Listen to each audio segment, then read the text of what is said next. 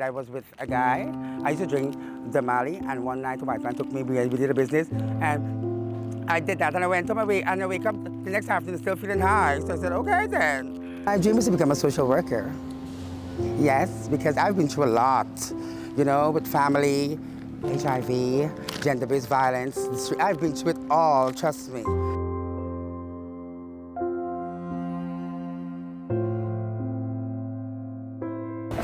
So can you tell us your name and where you're from? Well, my real name is David, but everyone calls me Destra. I'm originally from Linden, but I migrated to Suriname about 15 years ago. And about 1 year ago, I came back home. So yes, I'm originally from Linden, you can say. Okay, which part of Linden? Well, Canvas City originally, but presently my family resides in Half Mile Bismarck, so. Yeah. Been out here a while, like. First of all, I don't even know how this began, you know. It started as a gay guy, you know, coming from Linden, and the streets was my opportunity to dress up as a trans. So I think after I started to cross-dress, I got lost in the illusion of that, and yeah, that's basically it. And then, you know, from being on the streets. What age were you on the streets? Well, when you say on the streets, as in living on the streets?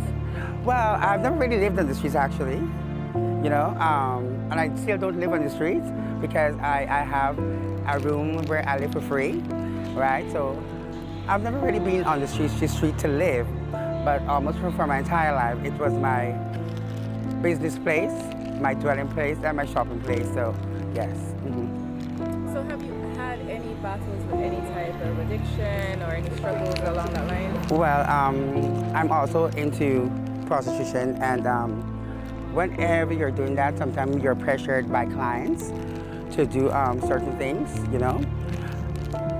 Well, as of the past 3 years, I've surprisingly had an addiction to ecstasy and had an addiction to cocaine. And it's so surprising because I don't drink alcohol, I don't smoke cigarettes, I don't smoke marijuana. So, you know, it still baffles me, all of this. To be honest, I don't even know how it started, but it started in Suriname. But I came home to control it because in Suriname it's a lot cheaper and stronger.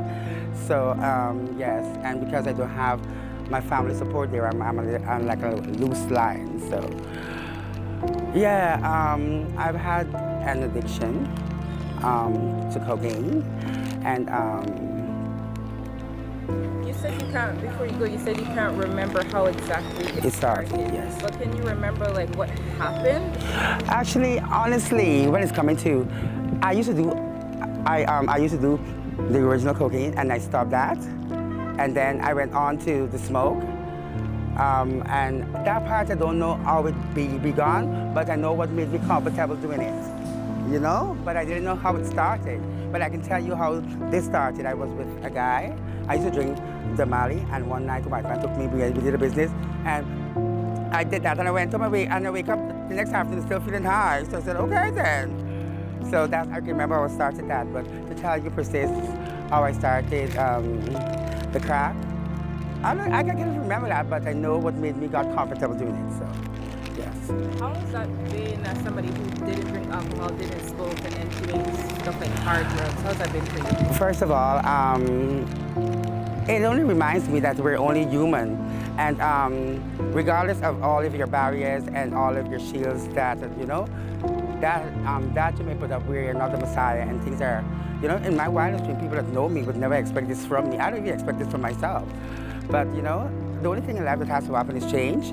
And, you know, I'm happy that I've been through this process because, you know, maturity is not a mindset, it's an age and it's a character. And I've grown mentally, you know, being around people in the streets. I've gotten to accept life, the simple things and what it has to offer. And as it relates to how I'm dealing with that, what I do know is that I'm still doing it because I'm not ready to stop.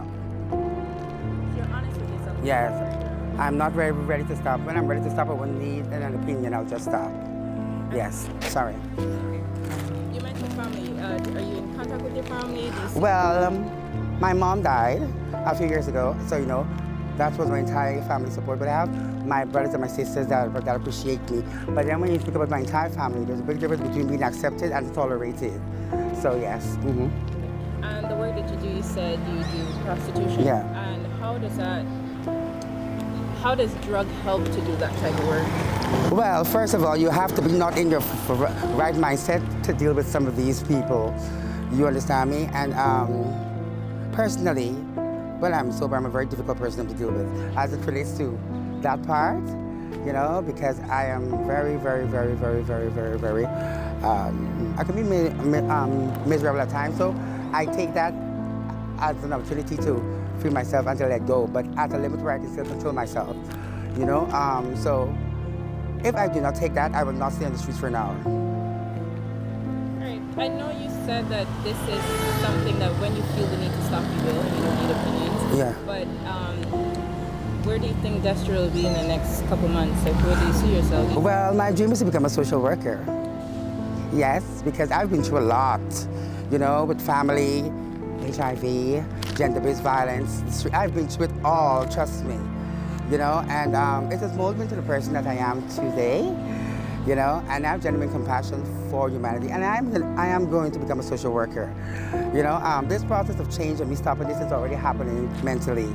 So, in the next few months, I would see myself saying this to me in the mirror. I can't believe that I actually did it, I stopped. So now I can use my experiences as a platform to help people. Maybe you can use this video as a reflection of the things you manifested. So my last question is, there's a lot of intersectionality as Destra the individual. So you're a trans woman. Yes. You're also a black trans woman. Yes. You're a black trans woman that does prostitution. Yes. You're a black trans woman that comes with a lot of things. Correct, yes. Right. So given all of that, what would you say to somebody who's in that position? Well, first of all, the first thing I would say, and I'm going to say this, it is very easy to live with a chronic disease like HIV than to live as a gay person in this country, especially when you're a trans woman. You know, and just when you think that with education and you know, and sensitization that things are different, it's not. The only thing that we have is resilience, right? What I would say is that transition is a big step. It can make you lose everything, right? You know, because it can make you lose everything. And I can tell you, sometimes I second guess myself as to why I become a transgender, because maybe my life would have been different, right? But I'm happy with the path that it has gone down, you know, and I have no regrets whatsoever. I have experiences and I'm going to use as tools, you know, to motivate people. What I would say to them is, you have to love yourself and everything that comes with, right? That's the first thing. And it is very important for you to understand that strength is a mental thing, you know? So that's what I would leave you with. Thank you so much, Destra. I hope that, yes. And good luck on becoming a social worker. Yes, thank you. Have a blessed day. Yes. I hope you enjoyed the interview too. Yeah. Yes, bye-bye.